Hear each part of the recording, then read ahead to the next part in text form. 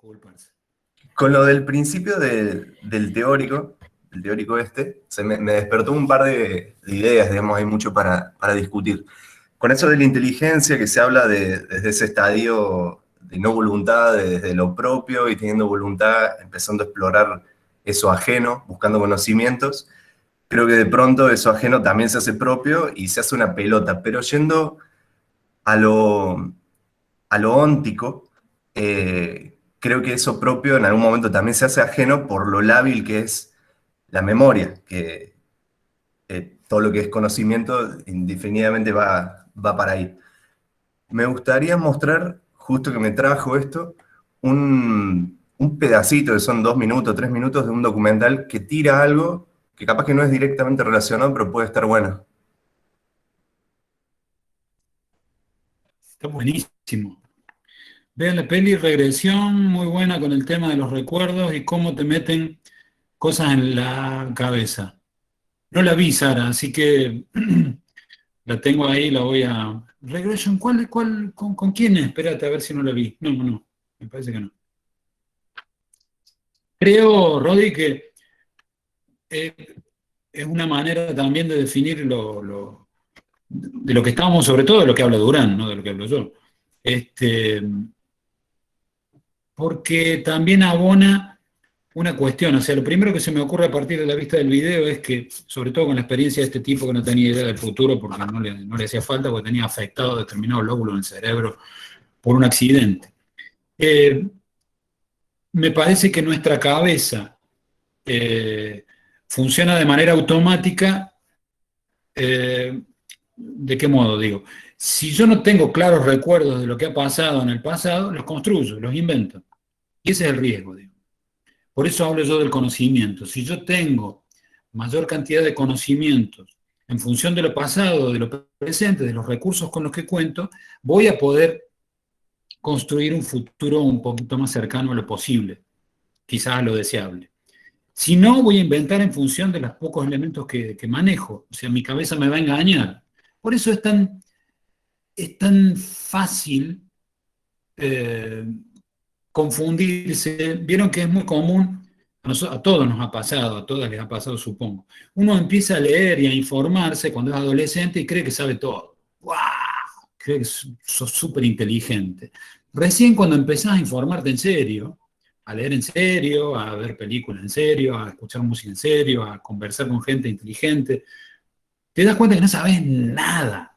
O sea, la construcción de conocimiento tiene que ver justamente con un esfuerzo enorme de incorporación de información, muy largo en el tiempo. Si no, la cabeza nos engaña. La cabeza llena rápidamente los vacíos con otras cosas, quizás con datos un poquito más lábiles, mucho menos importantes, y ese es el riesgo de el no manejar información, fundamentalmente en diseño, porque uno termina haciendo cosas en función de lo que cree que sabe y no sabe. Me pareció genial el documental. ¿No podés poner el enlace, Rodi, ahí en el chat? Creo que sí. A ver. Ponelo, porque lo quiero ver desde el inicio. Se me vino Memento, sí, qué pedazo de película. Pero sería lo contrario de lo que mostró Rodrigo recién. Exactamente, exactamente. Si no la vieron, es una enorme película. No me acuerdo si es sí, es de Christopher Nolan, si mal no me acuerdo, esa película. Nolan es tremendo director. Muchas la conocerán por la saga que hizo de Batman con Christian Bale y con Morgan Freeman y Michael Caine. Este, esa época del Batman es de Christopher Nolan. Hay es de familia el tema. Hay una muy buena serie, una miniserie que se llama The Sinner, El Pecador, que es del hermano de Nolan y la cuñada, digamos, la mujer del hermano de Nolan y el hermano de Nolan. No la nombro a ella porque no me acuerdo el apellido. Que es también excelente, no tiene nada que ver con Batman pero está muy buena. Javier, ese link te lleva a la página principal, Rodri, tendría que ser directo al capítulo. No importa, después lo buscamos. Después lo buscamos. No, que no sea vago. Claro. Ah, ¿está en Netflix? Ya la voy a buscar entonces. A mí me llegó el capítulo. No importa, hay que ver todo el capítulo. Bueno, gente, a las 9 seguro van a largar en los talleres. Algo más, algo más. Me encantó lo de Rodri. Me dejó la cabeza tecleando.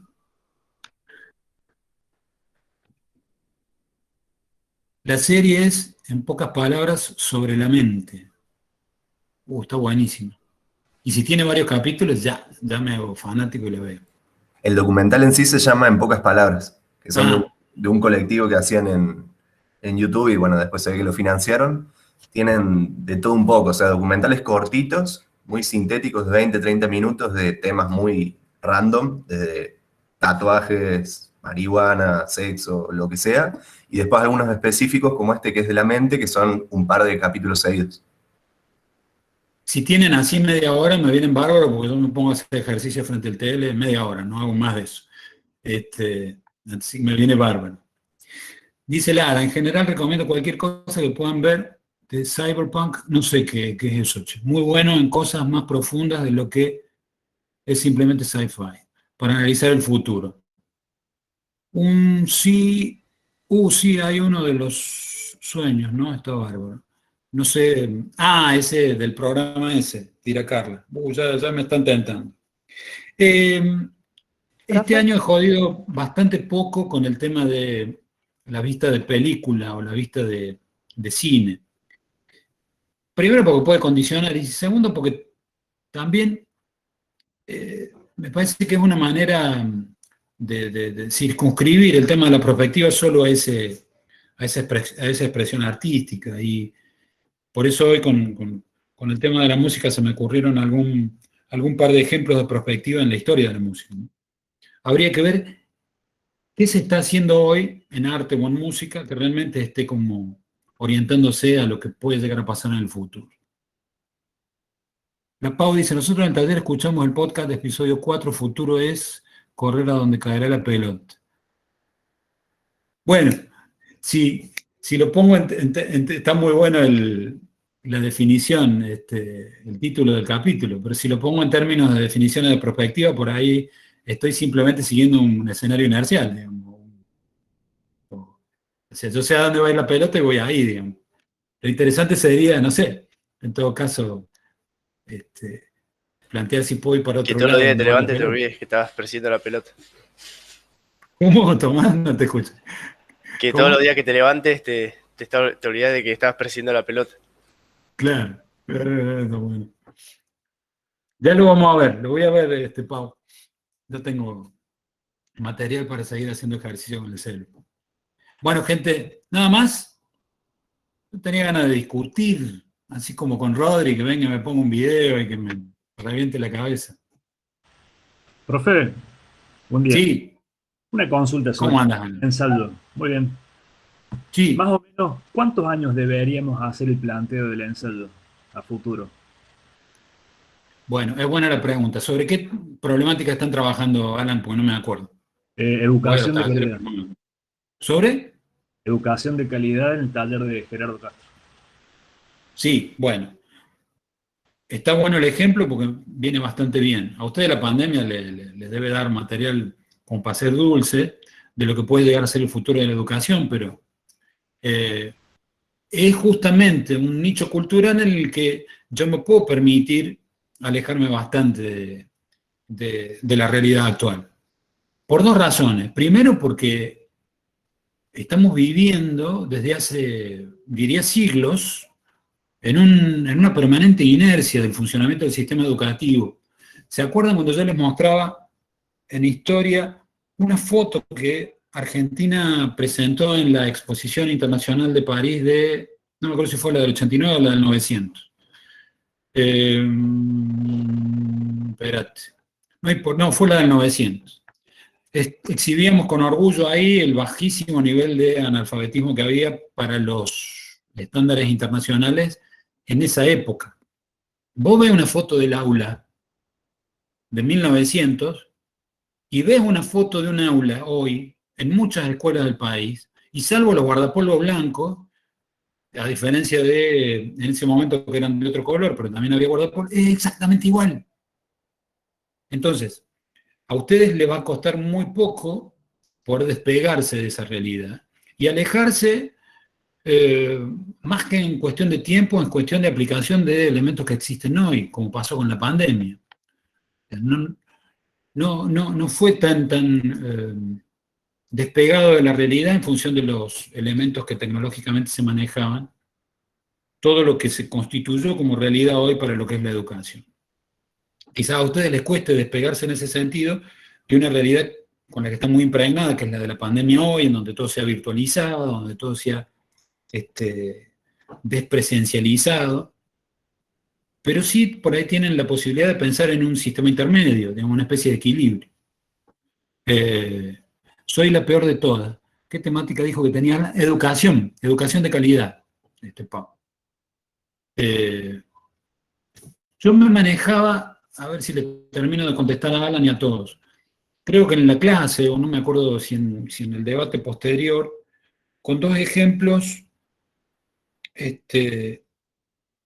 bueno, el que podría ser opuesto al de la educación, que se maneja básicamente con elementos de comunicación, y esos elementos de comunicación pueden llevarnos a un futuro no demasiado lejano, muy distinto, muy distinto.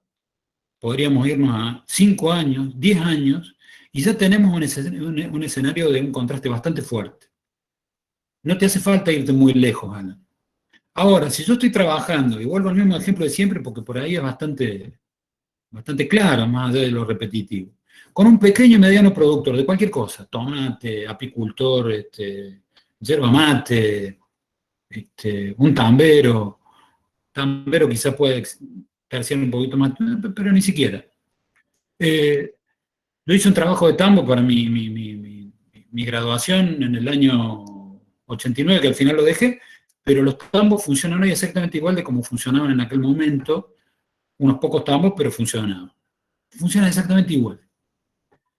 En la pequeña y mediana producción, fundamentalmente en el agro, es muy difícil que haya cambios muy fuertes en el corto plazo. Entonces ahí sí te vas a tener que ir a una flecha mucho mayor, mucho más larga, mínimo a 50 años. Porque si no, no contrastás. Si no, no variás, no imaginás un escenario verdaderamente distinto. Porque sí podés empezar a pensar en tecnologías que hoy están muy lejos de aplicarse, pero que de acá a 50 años se supone que podrían ser un poquito más comunes, posibles o normales. Eso plantea un riesgo. Eso plantea un riesgo. Cuanto más me alejo, más improbable es que ese futuro pueda resultar de esa manera. Pero me tengo que jugar. Si me acerco un poquito más, si me acerco a una flecha más corta, como son 5 o 10 años, tengo posibilidades de manejar probabilidades más concretas, pero vuelo menos, me separo menos de la realidad, me juego menos. ¿Se entiende, Alan, la Sí, diferencia? profe, clarito. Sí, sí. Eh, Sino que tenía la duda porque, o sea, en la guía no dice más o menos cuánto tiempo hay que alejarse.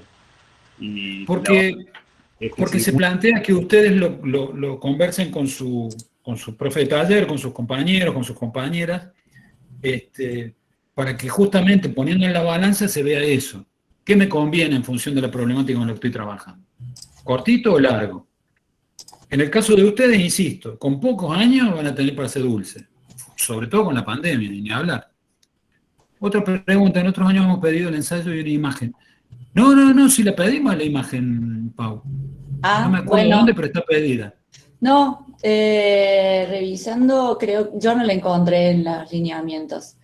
Y ¿La guía ahí de lo tampoco? que, en la guía, Mm.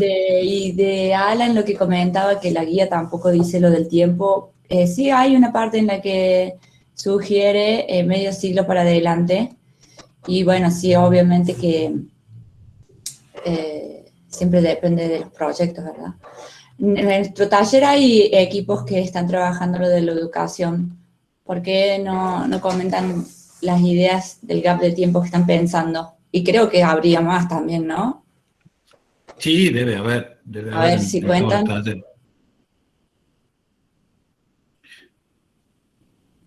mientras se van animando. Pero, ¿Está lo de la educación? ¿Están? no, profe, yo tengo otra pregunta que no es de la educación, pero algo que no, a ver, no sé si no lo llevo a entender o no me quedó claro bien. Esto cuando hablaba recién con el chico este Alan, que hablaba de romper estas inercias históricas, no hay como un peligro como de negación, digamos, en tratar de romper esta inercia histórica como para la disciplina del diseño, digamos. O sea, no sé, me queda como la duda. Sí, te entiendo, Naim, perfectamente. Ok. Perfecto. Pero es un ejercicio. Es un permiso que nos estamos tomando de romper con esa inercia. Es un permiso que cada vez que uno resuelve diseño, cada vez que uno encara un proceso de diseño, se tiene que tomar un poquito de permiso de romper con inercia, porque si no seguía haciendo más de lo mismo.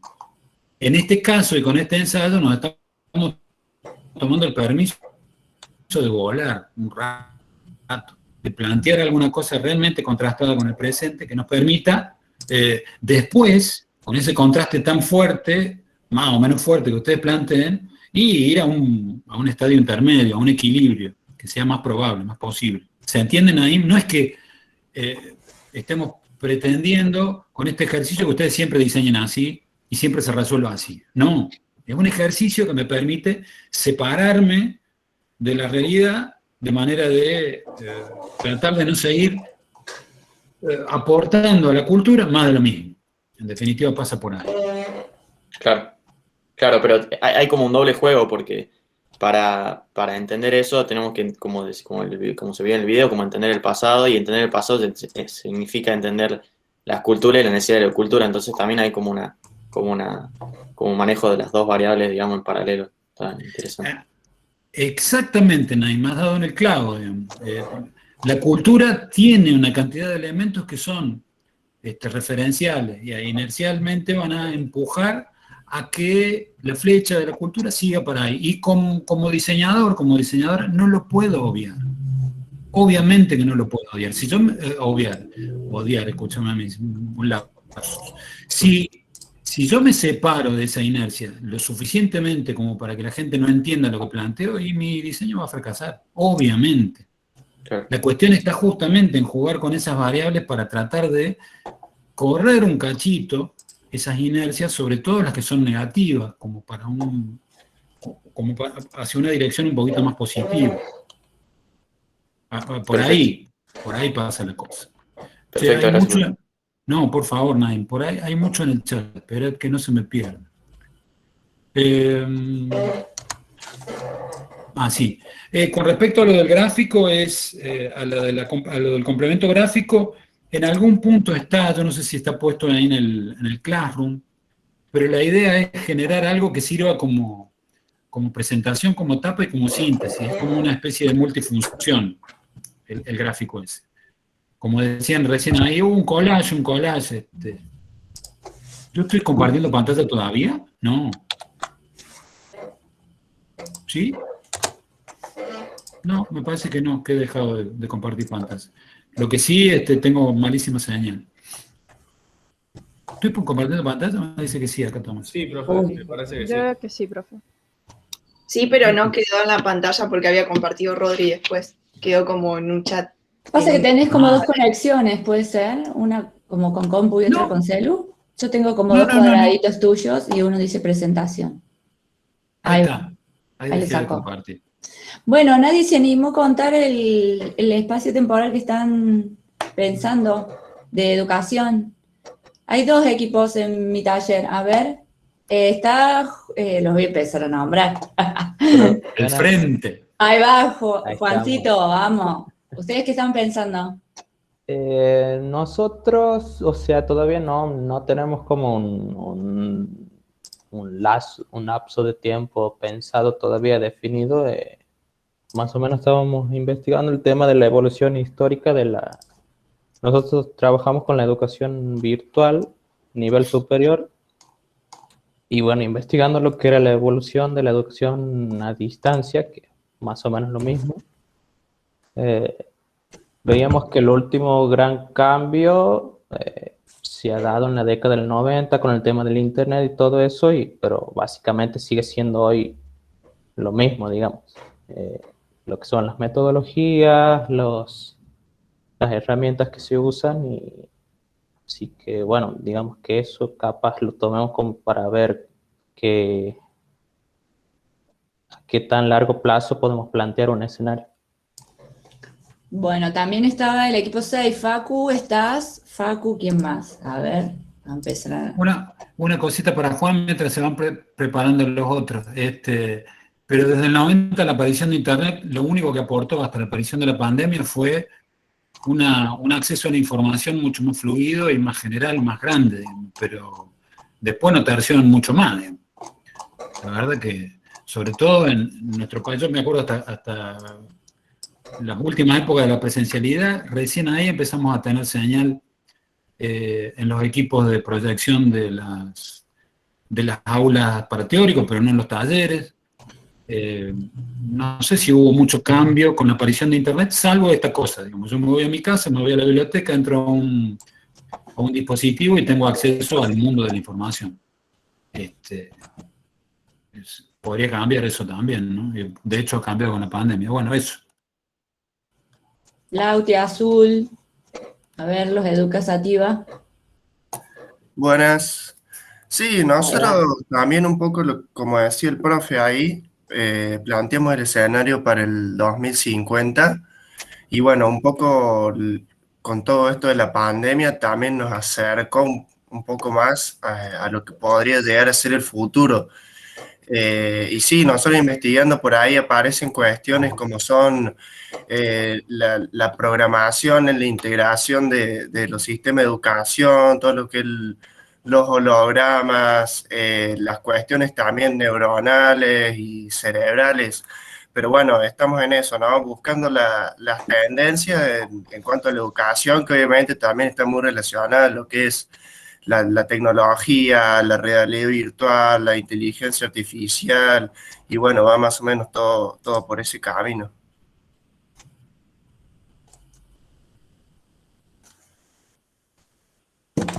Sí, esta cosa de verlo Tomás ahí con el fondo de Star Wars y el pueblo de Luke, me plantea tonelada de cosas que podrían hacerse en educación, no solo a partir de lo que, con esos 2 soles ahí, qué grande. No solo a partir de lo que el docente o la docente o la persona que se supone que está coordinando el acto educativo pueda hacer, sino de todos los participantes, de todas las participantes, ¿no? Es como que se multiplica las posibilidades. Antes, inclusive hasta la misma, y todavía con la misma pandemia, es como que todo está centralizado. Esta cosa de que ahora Rodrigo ahí nomás enganchó un video y si hubieran más videos, podría ser una clase muchísimo más horizontal. Muchísimo más horizontal. Todavía sigue guardando cierta verticalidad el esquema educativo. Y eso, en una de esas, es una cosa interesante de romper. Todavía sigue habiendo como esta figura de cátedra. La cátedra era el púlpito, digamos, los púlpitos de la iglesia es una definición que también se puede ajustar a la de cátedra. Cátedra era el lugar, era una tarimita con una escalerita a la que se subía el científico para dar su cátedra, su tesis o su... De ahí viene el ejemplo de cátedra. Ponerse por encima de... Era un mueble o una especie de lugar a donde venía un tipo, porque en esa época las tipas no tenían espacio, a ponerse por encima de los demás. Bueno, quizás el desafío del futuro de la educación sea horizontalizar lo más posible gracias a las nuevas tecnologías. Hacer que realmente la educación sea mucho más horizontal. Nosotros estamos en diseño bastante acostumbrados a la horizontalidad, fundamentalmente en el taller de diseño, en donde la responsable o el responsable del taller, o los responsables, pierden un poco esa verticalidad, afortunadamente. Nosotros en los talleres de diseño vivimos, fundamentalmente en el taller, insisto, no en las expositivas, donde sigue siendo el salame que habla acá, como en mi caso, el que está como todavía parado en una especie de cátedra virtual. Pero en los talleres se horizontaliza mucho eso. Se horizontaliza mucho. Quizás ahí esté el secreto del futuro, no sé. Se me ocurre. Bueno, hablen ustedes.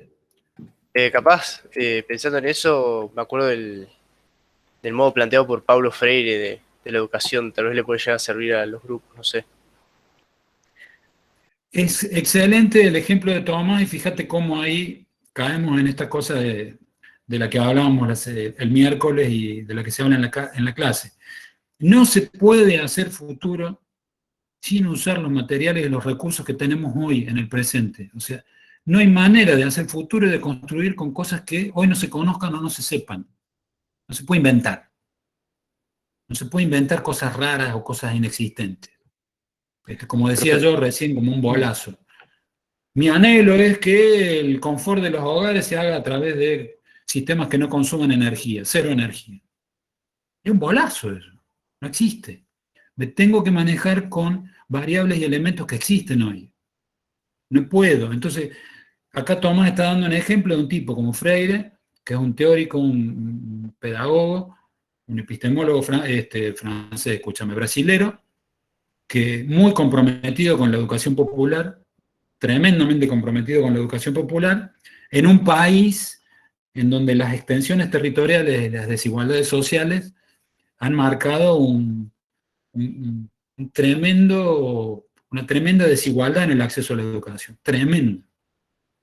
Entonces, todas las teorías de Freire serían interesantes, por ahí vayan a alguna síntesis, porque no se van a leer los libros enteros de Pablo Freire para hacer un ensayo, pero sí para poder abordar las cuestiones educativas con un poquito más de solidez. Qué O grande capaz ver Pablo. cómo se aplica. O sea, yo lo digo también porque el colegio que iba yo se basaba en la educación de Pablo Freire. Y, o sea, y tiene un montón de cosas que por ahí no se ven, no sé, no teníamos uniforme, podías ir con rastas, tatuado, si te pintaba ir y, no sé, grafitear una pared, lo podías ir a hacer, está todo bien, porque era como que dejabas tu marca, no teníamos timbre, cuaderno de comunicaciones, los profesores iban también, se vestían como querían, capaz que hacía calor y caían con OJ y short y estaba más que bien, y es súper diferente a capaz que, no sé, conocidos que me cuentan de que iban a colegios religiosos y que no, que si tocaba el timbre 5 minutos antes, o si le mandaban la nota, o si tenía amonestaciones, nosotros teníamos amonestaciones, hacíamos trabajo forzado, no sé, nos hacían bajar camioneta de tierra, se nos mandaba una cagada, o lo sea así. Y no ¿Qué sé, o sea, colegio, Tomás? ¿Qué colegio iba? no, Jean Piaget, pero en Neuquén capital era. ¿Está bien? Pero no sé. Acá en Córdoba hubo ejemplos así. Quien fuera titular de esta cátedra, me acuerdo que me contaba que el hijo, que también es diseñador industrial, Johnny, el Gustavo Esqueloto, iba a un colegio, no me acuerdo si era el Viaria Méndez o el Mantovani acá, no me acuerdo cuál de los dos. Y que una vez se emperró el tipo y estaba como, tenía, no me acuerdo si 10 años, y se emperró y se subió a un árbol ahí del patio del colegio y no iba a clase. Y tuvo como 3 días arriba del árbol. O sea, llegaba al colegio, se subía al árbol y se quedaba todas las 4 o 5 horas de la clase ahí subido al árbol y terminaba el horario, digamos, lo venían a buscar o el tipo, no sé si iba en transporte o qué, se bajaba del árbol y se iba a la casa. Estaba emperrado, estaba como enojado. Bueno, ese colegio también permitía una cosa así, como decías vos, no tenían amonestaciones, no tenían... Esa es una manera de salirse claramente del paradigma presente. Desde lo normativo probablemente y no desde lo tecnológico. Pero es súper útil. O sea, es un esquema de relaciones muy horizontal, en donde la autoridad es relativa, digamos. Luz Vieira Méndez, exactamente, Henry. En mi colegio te hacían cortar el pelo si eras hombre. Incluso teníamos el portón abierto y era como una responsabilidad tuya. Si vos te querías ir, o sea, obviamente le avisaban a tus viejos, pero vos podías agarrar el auto, si ibas en auto, suponete, en los últimos años, y te agarrás el auto y te ibas, y era tu responsabilidad y te hacías cargo vos, digamos. Le avisaban a tu viejo y decían, che, mira, se fue, pero vos te manejabas como querías. Y eso de la horizontalidad se reveía porque los profesores, obviamente más que tuteables, y ellos también te tuteaban a vos, te hablaban como querían, o sea, decían insultos o como sea, se expresaban como querían y iban vestidos así nomás y estaba todo más que bien, y hasta incluso a veces siento que, no sé, por ahí algunos que cuentan cómo era su colegio y que no, que se mandaban cagadas cuando, que no sé, que rompían cosas y que los profesores eran todos unos garcas, no sé qué, y en nosotros era totalmente diferente. O sea, yo sigo volviendo al colegio y me puedo charlar con los profes y está buenísimo y cagada no mandamos nunca porque como no teníamos como ninguna normativa que romper, tampoco estábamos tentados, me parece, no sé. Además que obviamente si te ponían a pintar las canchas de handball, tampoco estaba muy bueno, porque encima lo tenías que hacer en verano con 40 grados, pero no sé, no se veía eso. O sea, el típico travieso así de secundario, el que no, el pillo que se mandaba cagada, no existía ahí. Nosotros, profe, es como un punto medio nuestro supongo que conocen el Manuel Belgrano, la Escuela Superior. Que también, o sea, la relación con los profes es muy distinta a todo lo que he escuchado en otros colegios. Y también tenemos eso de tenés el espacio donde las paredes son de los alumnos y podés pintar y todos los años se hacen murales nuevos. Tenía profes de ética que decían, chicos, si quieren hacer la clase afuera en el patio sentados en ronda, lo hacemos, y salíamos y hacíamos eso. Profes de historia que traían la guitarra y cantaban en medio de clase canciones clásicas relacionadas a lo que sea que estábamos viendo. Era muy distinto después escuchar, por ejemplo, me acuerdo que en mis años hubo toda una movida porque estaban de moda los pantalones con estampado, era como un estampado muy específico, y hubo toda una movida de huelgas y de pasarela de moda para decirle a los profes que nos permitan usar esos pantalones porque por alguna razón habían decidido de que no se permitían pantalones con estampado. Entonces, por ejemplo, una amiga mía estuvo en la movida y era como la encargada de preparar las pasarelas de moda en que en los recreos hacíamos para quejarnos y mostrar de que no tenía nada de malo el estampado en el pantalón, y al final cambiaron la normativa por toda esa movida y así un montón de cosas y nunca nada de repercusiones muy grandes porque era como el sentimiento del cole.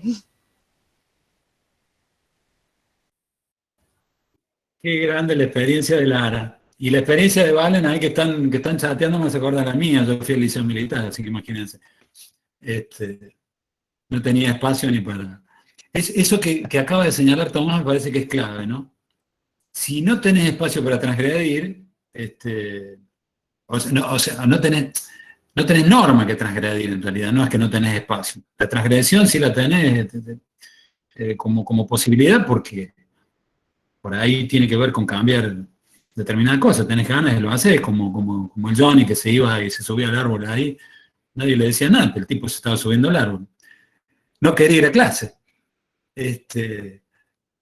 Pero la ausencia de normas, o por lo menos la flexibilidad de la norma, justamente plantea la imposibilidad de la rotura de esa norma. Hay como una situación menos violenta.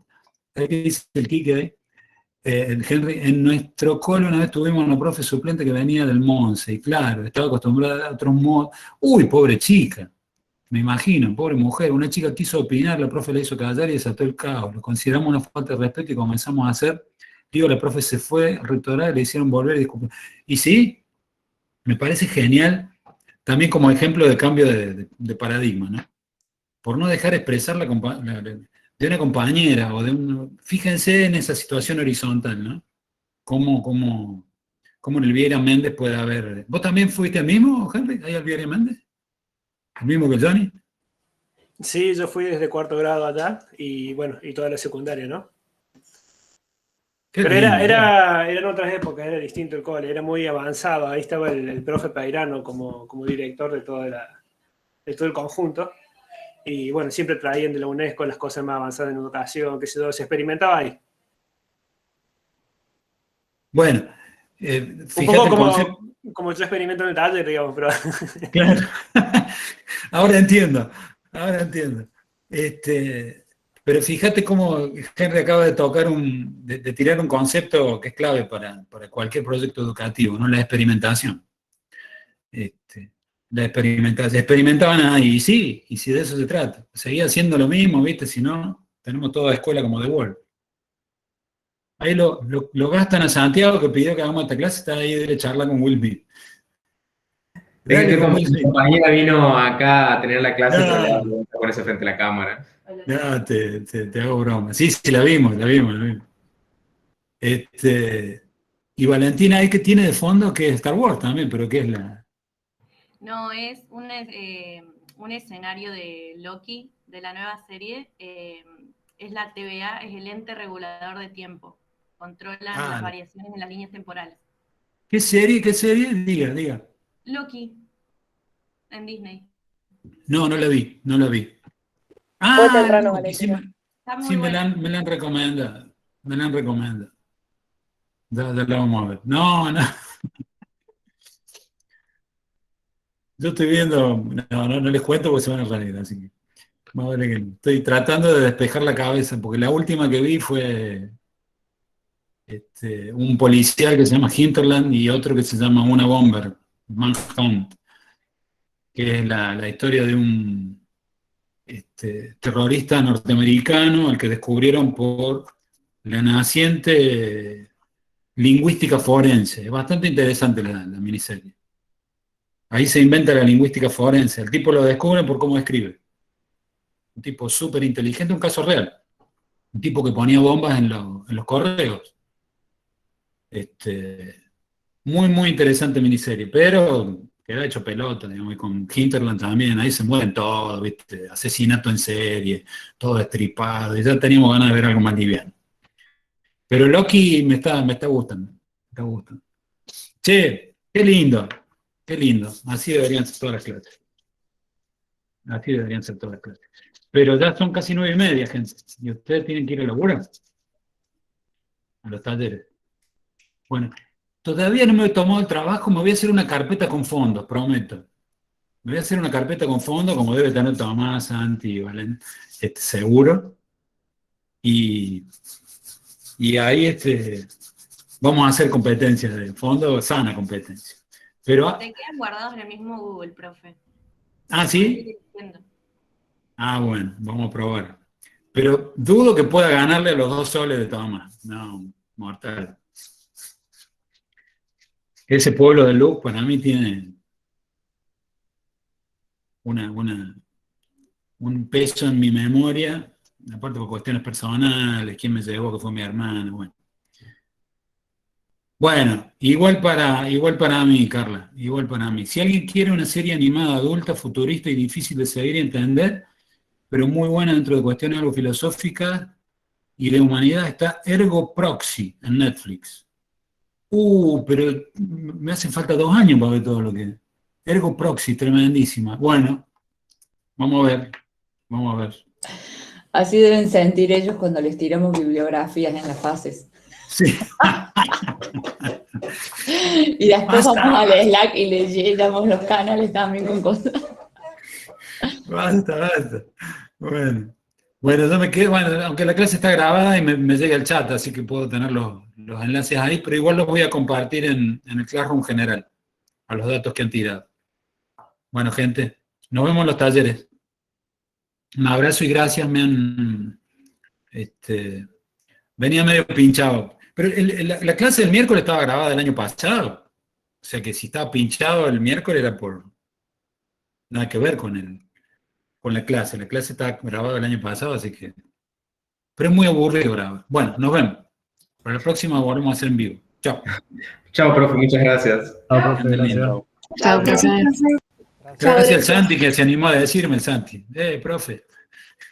Póngale Se nota muy bien el cambio. El cambio está muy bien para mí. Bueno. Nos vemos. Que anden bien. Nos vemos.